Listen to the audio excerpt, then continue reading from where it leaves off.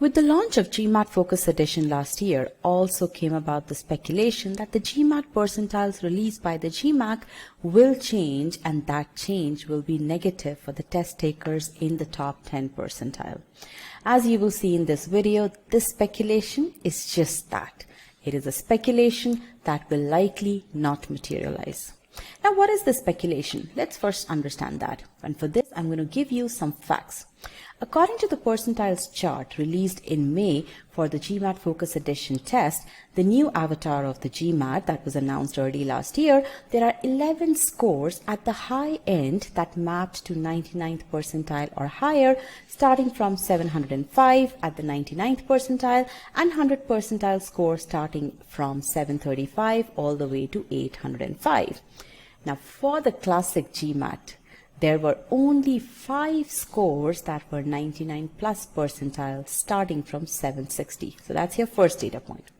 The second data point, the 90th percentile score on the classic GMAT was 710, whereas on the GMAT Focus Edition, it corresponds to a score of 645.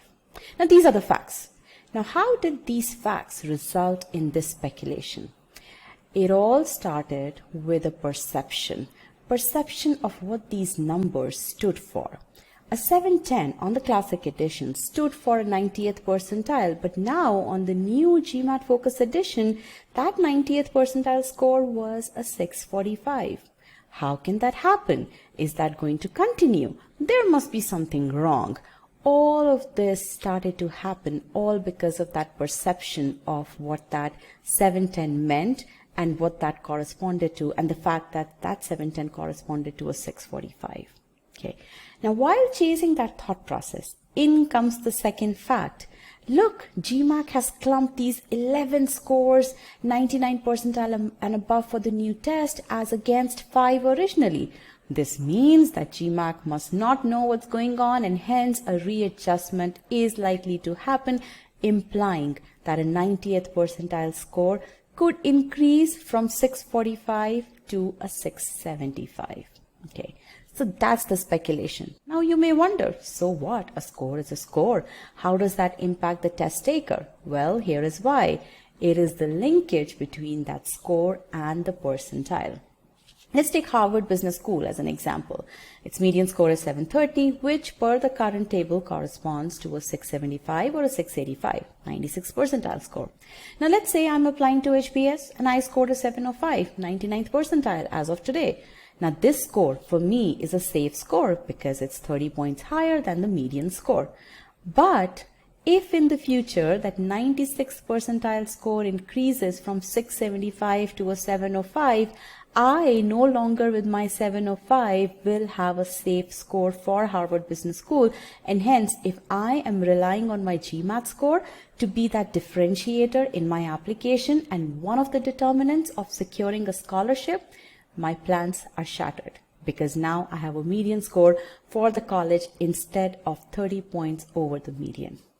So you can see how, if this speculation came to be true, how it will negatively impact the folks who score in the top 10 percentile before the percentile supposedly change. Now let's come to the conclusion. I'm going to tell you, be rest assured, this speculation is just that. It is a mere speculation. And here is why. I am going to start again with the facts that are not very well known this time. And I will put those facts together to derive the reasoning for my conclusion. Now, this video does seem to me like a CR argument or even an MSR dataset with all its twists and turns. Okay, back to the topic. First, a history lesson for you and then a lesson on statistics. Now, here you see the percentile chart that was valid back in 2000. Observe that 710 corresponds to a 95th percentile. Okay. Fast forward to 2010. 710 corresponds to a 90th percentile, a drop of 5 points. So you can see that over 2 decades, the percentiles have shifted towards the left, with 710 going from 95th percentile to 90th percentile. And here comes the second fact, which is indeed the reason behind this shift. In the year 2000, Asians accounted for less than 30% of the test-taking population. In 2011, less than 50%, while in 2020, they accounted for 65% of all test takers. And it is this shift in the test-taking population that has led to the percentile shifts that the test has experienced. Now you may wonder, why would similar shift not happen with GMAT Focus Edition percentiles? Simple. The percentile chart for the GFE that was put together with 645 at the 90th percentile was created considering the current test-taking population. So the factor test-taking population changes that has led to the percentiles shift in the classic edition over these decades is not applicable for the GMAT Focus Edition. So the GFE percentiles will not considerably shift to create a negative impact unless there is a huge shift in the test-taking population. Now, here is another fact supporting this claim. We already have the data after the first 2 months of GMAT Focus Percentiles. Many people do not know this, that the GMAC released a second set of percentiles on Jan 6th. This was for the B schools with an estimated 5,000 data points from the initial GMAT Focus test. And observe these points. There is a lot more granularity. For the first time ever, we see percentiles at the decimal value and not the rounded whole numbers. Why is it important? Because it shows the precision that the GMAC is aiming for. Percentiles have not changed appreciably. A 655 still corresponds to a 700, and in fact, a 645 corresponds to a 700 now. In the old concordance table, only a 655 mapped to a 700. Similarly, in the old concordance table, a 740 corresponded to a 695 and a 750 corresponded to a 715. Now, a 750 also corresponds to a 695 and a 705 and 715. You may call it a slight dip, or as I would call it, increased precision. On Feb 20th, I met with the head of the product at the GMAC, Adam Whitwer, who amongst other things confirmed that they do not expect percentiles to change a lot. In fact, he even mentioned that some schools were in fact reporting lower percentiles than they expected.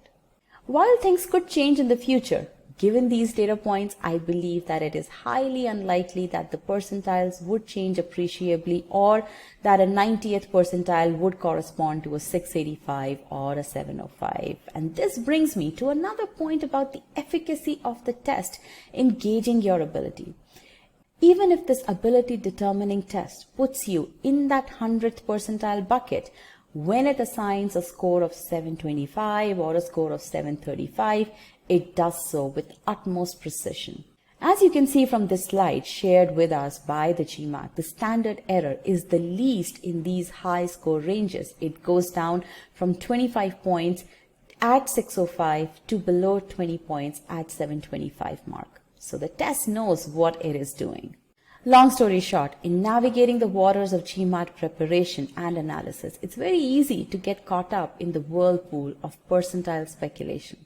However, as we have explored today, the reasons for stability in GMAT Focus Percentiles are deeply rooted in GMAC's historical accuracy, methodical precision, and adaptability to the test taker population.